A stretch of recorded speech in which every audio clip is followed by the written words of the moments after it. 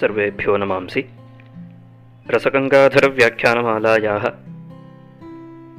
सप्तमम् उपाख्यानं सम्प्रति प्रस्तोतुम् अहम् उपस्थितोऽस्मि। उत्तमोत्तमकाव्यस्य लक्षणं, तस्मिन् लक्षणे पदकृत्यं तथा च उत्तमोत्तमकाव्यस्य उदाहरणं एतावत्पर्यन्तम् अस्माभिः विमृष्टमासीत्।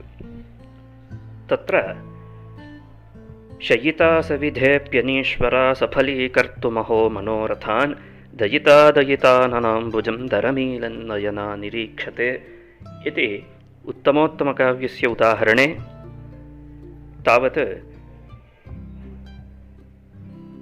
प्रथमः शास्त्रार्थः पूर्वस्मिन् उपाख्याने प्रस्तुतः आसीत्।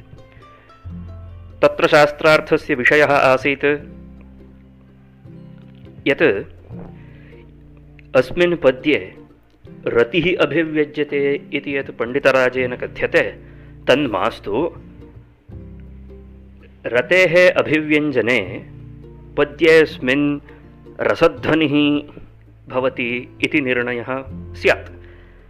मास्त्वयं रसध्वनेः उदाहरणं, किन्तु वस्तुध्वनेरेव तावदुदाहरणं पद्यमिदम् इति पूर्वपक्षिणाम् आक्षेपः, तेषाम् आकूतं च आसीत्। तर्हि कीदृशं वस्तु, किं वा तद्वस्तु यत् श्लोकेनानेन ध्वन्यते इति जिज्ञासायां पूर्वपक्षिभिः कथितं यत् नायकस्य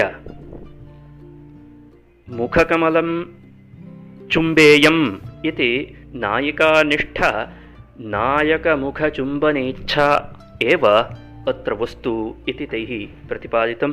किन्तु तन्निराकुर्वन् पण्डितराजः आह यत् तादृश इच्छायाः सामान्याकारेण एव, सामान्यतया एव मनोरथान् सफलीकर्तुमसमर्था इत्युक्तत्वात् ईदृश इच्छायाः तस्मिन् एव अन्तर्भावः सम्भवति इति तत्र प्रदर्शितमासीत्। सम्प्रति एतत् श्लोकसम्बद्धम्, एतत् पद्यसम्बद्धम् अपरं शास्त्रार्थं प्रस्तौति पंडितराजः। अब कहते हैं कि ठीक है, वस्तुध्वनि नहीं है ये हम मान लेते हैं, फिर भी रसभाव तदाभास भावशांत्यादिरक्रमः इति कारिका में रस को पहला स्थान दिया गया है, उसके बाद भाव को दिया गया है। तो यहाँ पर पूर्व पक्षी का आग्रह है, या हम कहें कि दुराग्रह है कि इस पद्य में कथमपि रसध्वनि नहीं है इति प्रतिपादन करना ही, इस प्रकार सिद्ध करना ही पूर्व पक्षी का दुराग्रह लगता है।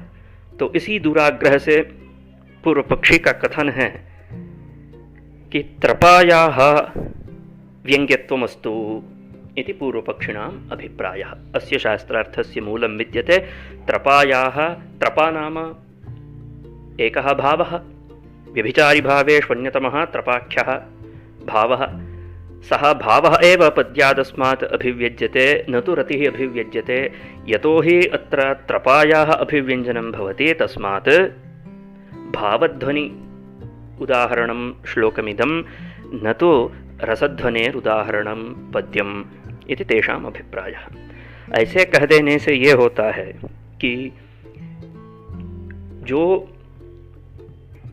संकल्प किया है पंडितराज ने कि श्लोक को कहने के बाद उन्होंने कहा रतिः अभिव्यज्यते इति, तो ये रतिः न अभिव्यज्यते इति साक्षात् विरोध हो जाएगा।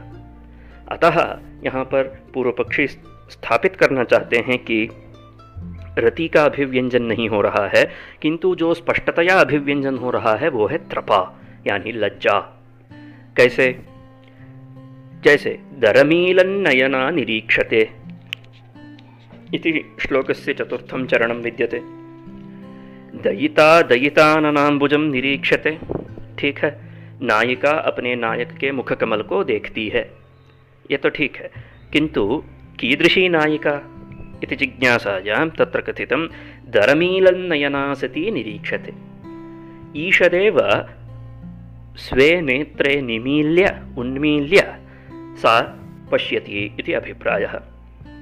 इस प्रकार दरमीलन नयनात्व से ईषदेव थोड़ा सा ही आंख खुला है इस प्रकार कह देने से नायिकागत त्रपा अभिव्यक्त होती है। नायिका में जो लज्जा भाव है वो लज्जा भाव इस प्रकार के कथन से उपस्थित हो रहा है, तो इसीलिए यहाँ भावध्वनि कहना ही उचित होगा इति पूर्व पक्ष का अभिप्राय है। तो पंडितराज उसका निराकरण करते हैं, त्रपा एवं त्रपायाः अपि न प्राधान्येन व्यंग्यत्वम्। देखिए, त्रपा यहाँ पर अभिव्यक्त नहीं हो रहा है इति हम नहीं कह रहे हैं, त्रपा अभिव्यक्त हो रही है, उसमें कोई संदेह नहीं है, किंतु अभिव्यक्तायाः अपि त्रपायाः अत्र अस्मिन् पद्ये प्राधान्येन व्यंग्यत्वं नास्ति इति अभिप्रायः। प्राधान्याभ्याम शास्त्र व्यवस्था भवति। तो अगर यहाँ पर प्राधान्य नहीं है, सिर्फ व्यंग्यत्व है, सिर्फ व्यंग्यत्व रहने से उसको हम ध्वनि की दर्जा नहीं दे सकते हैं। ये तो उत्तमोत्तम काव्य का लक्षण का जो पदकृत्य था, उस पदकृत्य के संदर्भ में भी पंडितराज का जो हृदय था वो यही था कि न केवल व्यंग्यत्व आ जाने से वो उत्तमोत्तमत्व का प्राप्ति नहीं होगा उस काव्य का। उत्तमोत्तमत्व की प्राप्ति तभी होती है जब व्यंग्यत्व के रहने पर, शब्दार्थों का दोनों का गुणीभाव रहने पर अगर व्यंग्य का प्राधान्य है तब जाके उसको उत्तमोत्तमत्व प्राप्त होता है। तो इसी अभिप्राय से यहाँ पर पंडितराज ने इस पक्ष को भी निराकरण करते हुए कहा कि त्रपायाः अपि प्राधान्येन न व्यंग्यत्वं, व्यंग्यत्वं तो अस्ति किंतु प्राधान्येन व्यंग्यत्वं नास्ति इति कथितम्। क्यों? क्योंकि अनुवाद्यतावच्छेदकतया प्रतीतायां तस्यां मुख्यवाक्यार्थत्वायोगात्। एक होता है उद्देश्य और दूसरा होता है विधेय, और हर जगह उद्देश्य विधेय भाव जहाँ जहाँ रहता है वहाँ पर विधेय जो होता है वही प्रधान होता है और उद्देश्य गुणीभूत होता है, अप्रधान होता है। तो हम कैसे ये व्यवस्था कर रहे हैं या फिर कैसे इस निर्णय पर पहुँचे हैं कि यहाँ पर जो त्रपा अभिव्यक्त हो रही है वो त्रपा अभिव्यक्त होने के बावजूद भी प्राधान्य को नहीं प्राप्त करती है, इति हमने कैसे निर्णय लिया है? तो इसीलिए हमने इस प्रकार के निर्णय पर आया है क्योंकि वो अनुवाद्यतावच्छेदकतया प्रतीयते। त्रपा कथं प्रतीयते अत्र इति चेत् अनुवाद्यतावच्छेदकतया प्रतीयते इति अभिप्रायः। तो अनुवाद्यः अर्थात् उद्देश्यः, ठीक। तो उद्देश्य नायिका है या दयिता है और उसका जो दरमीलन नयना विशेषण जो है वो विशेषण क्या निरीक्षण में बैठ रहा है या उद्देश्यभूत जो नायिका है उस नायिका में बैठ रहा है। तो इसी से ये बात साफ हो जाती है। ये पहले ये जानना है कि त्रपा का अभिव्यंजन किस शब्द से हो रहा है। दरमीलन नयना इति पदेनैव त्रपा अभिव्यज्यते, ठीक है। तो यदिदं पदं विद्यते दरमीलन नयना इति किमिदं पदं विधेयस्य विशेषणम् उत वा उद्देश्यस्य विशेषणम्। हाँ, तब तो हमको ये कहना पड़ेगा कि दरमीलन नयना इति तो दयितायाः विशेषणम्। तो दयिता तो उद्देश्य है, तो दरमीलन नयनात्व में आ जाता है अनुवाद्यतावच्छेदकता, क्योंकि वो भी उद्देश्य का ही एक हिस्सा है, विशेषण विशेष्य का हिस्सा है। अगर दरमीलन नयनात्व का आश्रय कौन है? दरमीलन नयना अगर दयिता का विशेषण है तो इसका मतलब है कि दरमीलन नयनात्व जो एक धर्म है, जो एक कंडीशन है, वो कहाँ आश्रित है? उस प्रकार का जो धर्म है, उस प्रकार का जो कंडीशन है, वो हमको कहाँ देखने को मिलता है? वो हमको देखने को मिलता है दयिता में। अतः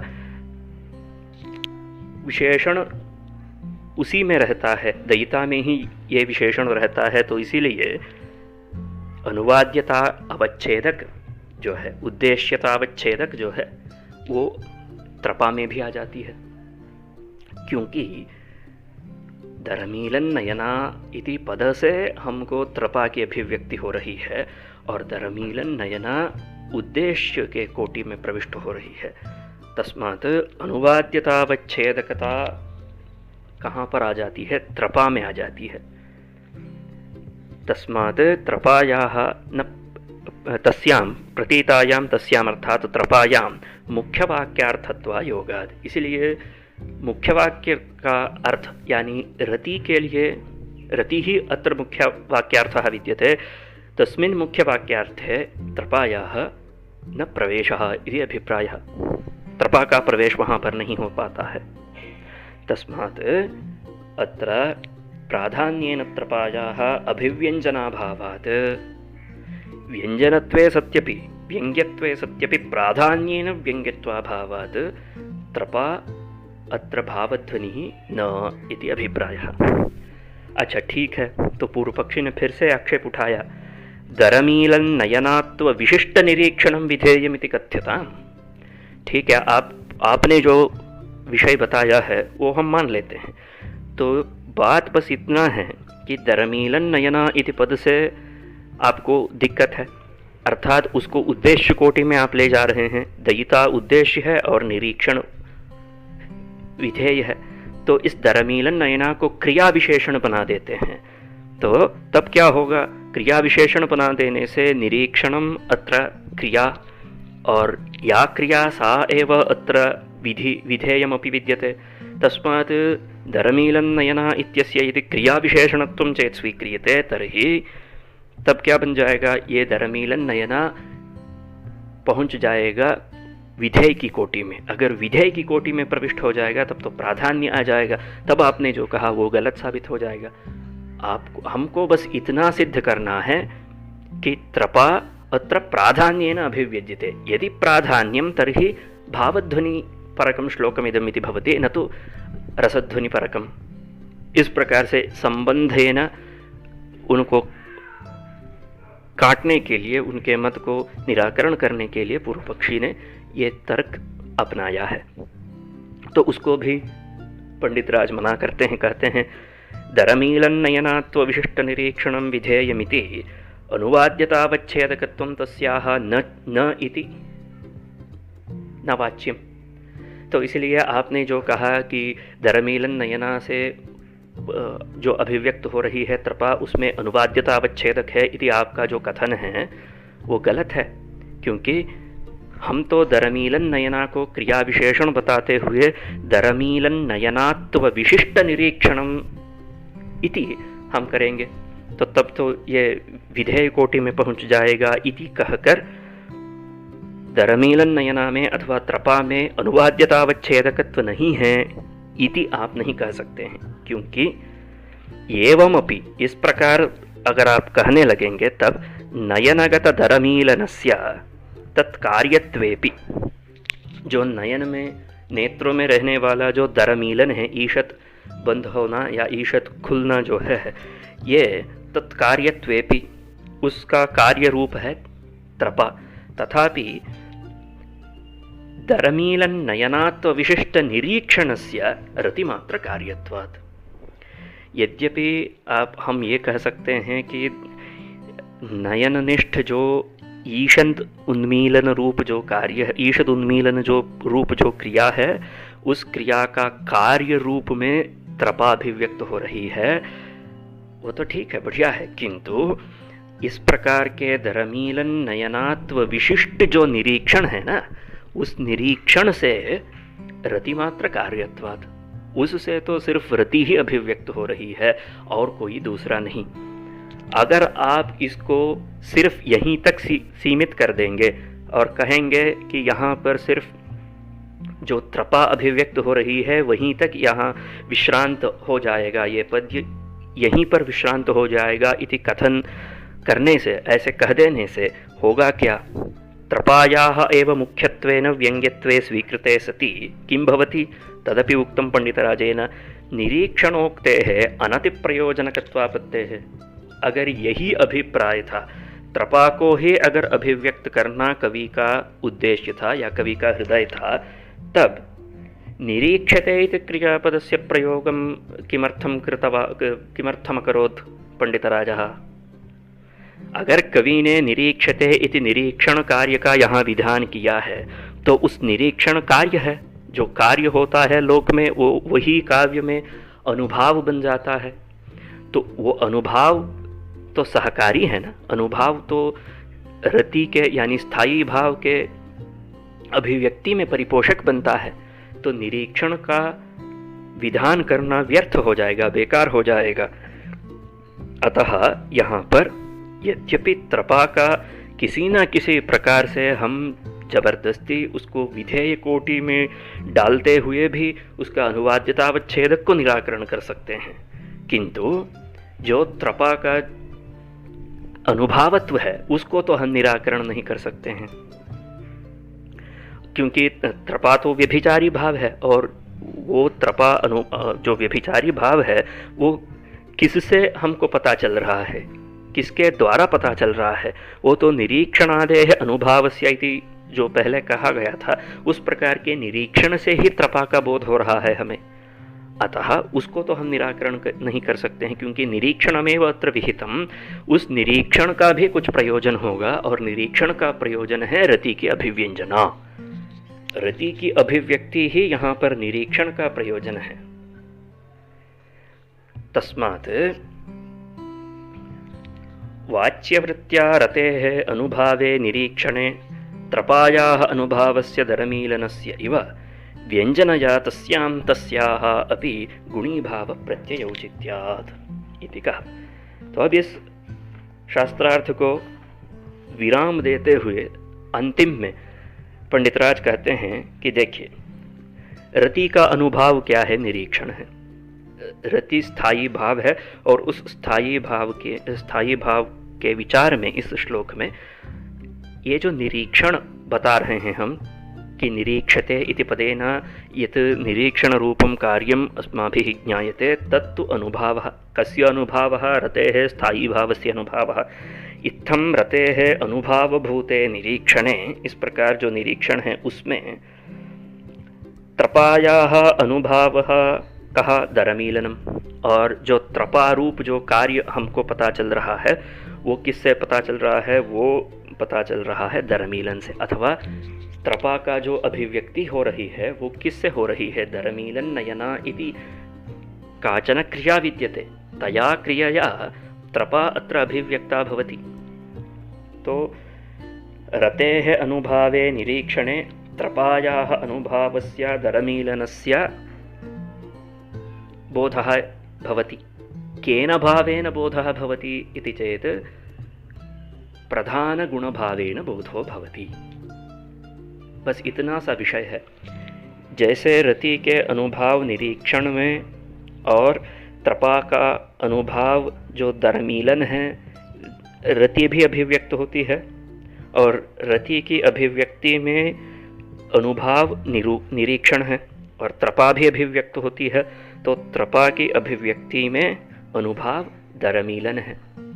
जो कार्य रूप में होता है, जो क्रियात्मक होता है, वो अनुभाव होता है। तो रति रूप स्थायी भाव के अभिव्यक्ति में कार्य के रूप में, क्रिया के रूप में रहने वाले को हम अनुभाव कहते हैं, और वो है निरीक्षणम। और त्रपा की अभिव्यक्ति में जो कार्य के रूप में रहता है, क्रिया के रूप में क्रियात्मक जो है, वो है दरमीलनम। तो यहाँ पर प्रधान क्रिया क्या है और गुणी क्रिया क्या है, गुणीभूत क्रिया क्या है? तो प्रधान क्रिया तो निरीक्षण है, ये तो सबको पता है। अगर आप निरीक्षण को प्रधान क्रिया नहीं मानेंगे, तब उसका श्लोक में उपादान करना ही व्यर्थ हो जाएगा। तो अनन्यगतिकतया आपको भी ये जो निरीक्षते इति पदेन या निरीक्षणाख्या क्रिया, निरीक्षण रूपा या क्रिया द्योत्यते, तस्याः क्रियायाः प्राधान्यम् अवश्यमेव अङ्गीकर्तव्यम्। क्रियासु मध्ये बहुत सारी क्रियाओं को यहाँ पर कहा गया है, तो बहुत सारी क्रियाओं के बीच में अगर दो चार क्रियाएं हैं तो उन दो चार क्रियाओं में कोई ना कोई एक क्रिया ही प्रधान होगी। तो ऐसे में निरीक्षण भी एक क्रिया है और दरमीलनम भी एक क्रिया है। इन दोनों को जब हम तुलना करते हैं तो कौन प्रधान क्रिया है और कौन गुणीभूत क्रिया है, ये तो सबको साफ साफ समझ में आता है कि निरीक्षणमेव प्रधान क्रिया और दरमीलनम तदपेक्षया गुणीभूता क्रिया भवति। तो होने दीजिए। अरे नहीं, नियम ये कहता है कि ये सब हमको किस वृत्ति से पता चल रहा है? वाच्य वृत्त्या ज्ञायते। रतेरनुभावे निरीक्षणे त्रपायाः अनुभावस्य दरमीलनस्य बोधः कया शब्दवृत्त्या भवति इति चेत् वाच्यवृत्त्या भवति, अभिधावृत्त्या एव भवति, न तो व्यंजनावृत्त्या, क्योंकि सब कुछ शब्दतः उपात्त है। तो इसी प्रकार जो प्रधान और गुण भाव वाच्यवृत्ति में रहता हो वही व्यंग्य व्यंजक भाव में भी रहता है। अब इसमें अभिव्यक्त होने वाला कौन कौन है? रति है, रति का अनुभाव निरीक्षण है, त्रपा है और त्रपा का अनुभाव दरमीलन है। तो इसमें अनुभाव दोनों में है, दोनों समान है, उसको भी हम कैंसिल कर देते हैं। तो बच जाता है निरीक्षण और दरमीलनम। इसमें प्रधान गुण भाव क्या है वो तो हमने अभी सिद्ध कर दिया कि जो निरीक्षण है वो प्रधान है और दरमीलनम अप्रधान है। और अगर वाच्य वृत्ति से हमको ये पता चल रहा है तो उससे जो अभिव्यक्त हो रहा है वो उसमें भी उसी प्रकार का प्रधान भाव रहता है, प्रधान गुणी भाव उसी प्रकार से रहता है। वाच्य वृत्तियाँ समझ में आने वाले अर्थों में जिस प्रकार का प्रधान गुणी भाव होता है उसी प्रकार का प्राधान्य अप्राधान्य रहता है अभिव्यक्त पदार्थों में भी। तत्तद्वाच्यार्थ संबद्धि यः व्यंग्यार्थः विद्यते अथवा व्यंग्यार्थौ विद्येते तयोः व्यंग्यार्थयोः मध्ये अपि यादृशः प्रधानाप्रधानभावः वाच्यार्थयोः द्वयोः आसीत् तादृशः एव प्राधान्याप्राधान्यं तादृशमेव प्राधान्य अप्राधान्यं व्यङ्ग्ययोः द्वयोः अर्थयोः अपि भवति। अत्र तु रतिः व्यङ्ग्या भवति, त्रपापि व्यङ्ग्या भवति। प्राधान्यं कस्याः इति चेत् त्रपायाः अप्राधान्यं रतेः प्राधान्यं। तो इसीलिए पंडितराज ने कहा तस्याम अर्थात रतौ इत्यर्थः। रति में तस्याः अर्थात त्रपायाः अपि गुणीभाव प्रत्ययौचित्यात्। जिस प्रकार निरीक्षण रूप अनुभाव में दरमीलन रूप अनुभाव गुणीभूत समझ में आता है, उसी प्रकार रति रूप व्यंजना में अथवा व्यंग्यार्थ में त्रपारूपी व्यंग्यार्थ गुणीभूत होता है। तस्मात् यद्यपि त्रपायाः व्यंजनं पद्यादस्मात् भवति तथापि तस्याः त्रपायाः प्राधान्येन अभिव्यक्त्यभावात् अत्र भावध्वनित्वम् उदाहर्तुं न शक्यते, किन्तु रसध्वनित्वमेव इति निर्णयः। इस प्रकार से दयिता शयिता सविधेऽप्यनीश्वरा सफलीकर्तुमहो मनोरथान् दयिता दयिताननाम्बुजं दरमीलन्नयना निरीक्षते इति पद्य में दो प्रकार के शास्त्रार्थ को मंडन करते हुए पंडितराज ने ये बताया है कि अत्र रसध्वनिरेव भवति न वस्तुध्वनिः नापि भावध्वनिः इति। आगे दो और उदाहरण देते हैं जिसका अनुसंधान हम अगले उपाख्यान में करेंगे। धन्यवाद।